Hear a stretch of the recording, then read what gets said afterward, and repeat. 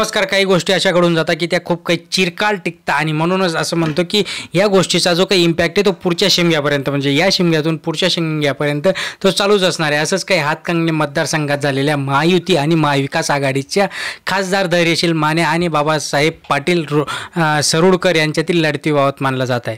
वाळवा येथे क्रांतीवीर पद्मभूषण नागनाथ अण्णा नायकवडी यांच्या जयंतीदिनी झालेल्या कार्यक्रमात खासदार माने म्हणजेच धैर्यशील माने यांनी आपल्या विजयामध्ये अदृश्य शक्तीचे मोलाचे योगदान असल्याचे सांगितले. आता ती अदृश्य शक्ती काय, तर एवढ्यावरच ते थांबले नाही. ते म्हणतात की फारशी चर्चा झाली नसती तरी माजी मंत्री तथा राष्ट्रवादी काँग्रेसचे शरदचंद्र पवार यांचे पक्षाचे नेते शिवाजीराव नाईक यांच्या अध्यक्षतेखाली झालेल्या या कार्यक्रमात होता जीवा म्हणून वाचला शिवा. बघा, होता जीवा म्हणून वाचला शिवा असेही कथन त्यांनी यावेळेस करून दिलं आणि सगळ्या काही चर्चांना त्याचे विधानांना फाटा फोडण्यात आला. विधानसभा निवडणुकीची रणधुमाळी सुरू होऊन असून आता या पार्श्वभूमीवर खासदार माने यांचे वक्तव्य शिराळा विधानसभा मतदारसंघामध्ये पडद्याआड झालेल्या हालचालींना महत्त्वपूर्ण ठरणार असल्याचं आता इथे आपल्याला दिसतंय.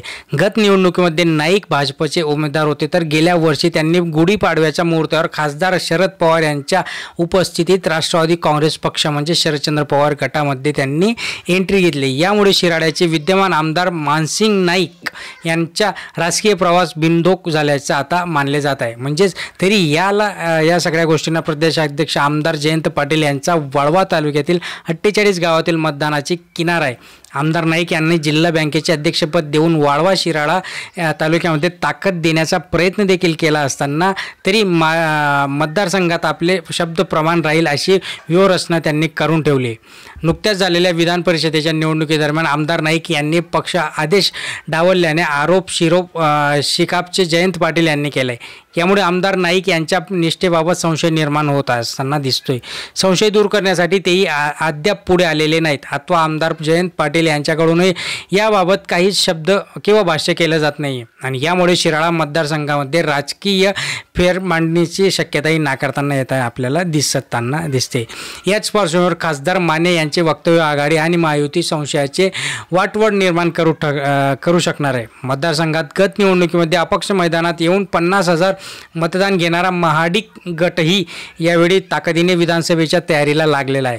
तर भाजपचे लोकसभा मतदारसंघात प्रचार प्रमुख सत्यजित देशमुख यांचेही आमदारकीसाठीचे मोर्चे बांधणी देखील सुरू झाले. या दोघांमध्ये कोणाला संधी मिळेल हे अद्याप स्पष्ट नसलं तरी वजाबाकीतून बेरीज साधण्याचे प्रयत्न भाजप आणि राष्ट्रवादीमध्ये सुरू आहे. दोन गट एकत्र आल्याविना विजयाचे शिखर सर करता येणार नाही याची जाणीव देखील आता दोघे गटांना झालेली आहे. यात आमदार जयंत पाटील यांचे आंबड कोणाच्या पारड्यात पडणार असल्याचे इथे आपल्याला महत्त्वपूर्ण ठरताना दिसणार आहे.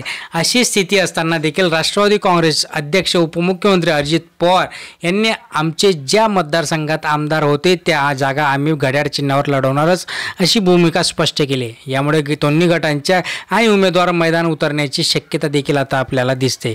त्यामुळे यावरच पुढील राजकारणाची दिशा काय असणार आहे हे आपल्याला इथे दिसते. कारण की विधानसभेमध्ये सगळे वेगवेगळे असणार आहे.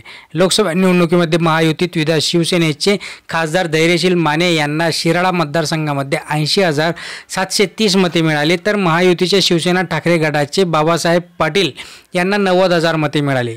कागदावर पाहता या मतदारसंघात महाविकास आघाडीचे प्राबल्य दिसत असताना तरी 9,281 इतके मताधिक्य गाव पातळीवर मोठे आहे असंही त्यांनी यावेळेस सांगितलं. आणि ही जी काही लढत असणार आहे ही लढत आता खूप काही टोक्याची असणार आहे. कारण की अजित पवार यांनी सांगितलं की आमचे जिथे आमदार होते, आमचे जिथे ऑलरेडी स्टँडिंग आमदार आहेत तिथे तर आम्ही हक्काने आमच्याच घड्याळ चिन्हावर लढणार आहोत. तिकडे शरदचंद्र पवार गट देखील त्यांच्या विरोधात आपले कॅन्डिडेट्स जुळवण्याचा प्रयत्न चालू आहे. तर एकीकडे BJP काय म्हणते तर दुसरीकडे उद्धव ठाकरे हेही देखील आता रिंगणात आहेत. आणि शिवसेने म्हणजेच आपले जे काही मुख्यमंत्री आहेत मुख्यमंत्र्यांचे उमेदवार देखील तिथे आपल्याला बघायला मिळणार आहेत. बघूया पुढे काय होणार आहे. यासाठी नक्कीच चॅनलला सबस्क्राईब करून ठेवा, लाईक करा, शेअर करा, शेजारी घंटीचं बटन ऑन करा, व्हिडिओला लाईक करा. धन्यवाद.